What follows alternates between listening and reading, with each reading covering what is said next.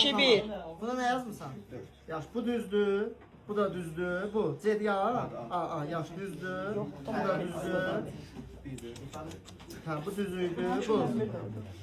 B düzdür. 70 düzdür. Hemen 1 3 5 15 15'te 4 düzdür.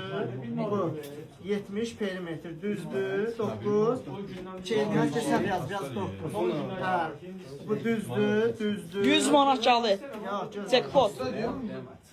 Sen selama düzdür. Canan arada bir bakkal kamera. Düzdür. Bu da düzdür, bu da düzdür. 13, 16 düzdür. Aha. Düz 74'tür. Bu. 2 bırak akıllı zaten. 2 bırak akıllı. Ağır sabah. Aha. 81 düzdür. 100 manat. Bu.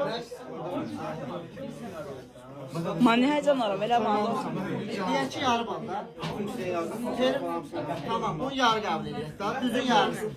Sonra bu. Ayağım Bu düzdür. Bu. Düzdür. Bu da yeni qayda. Bu nerede tapırsan? Yeni. 23. İkisine de yarı kabul edersen. 24. Şey 100 manat 80 manat. Efendilerimiz. İngiliz dili 100. Aha. Az dinlerler. Bir dənə alqış.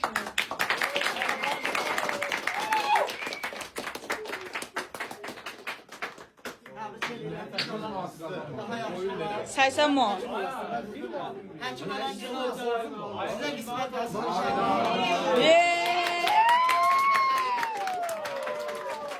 Mani çönürəm abi elə.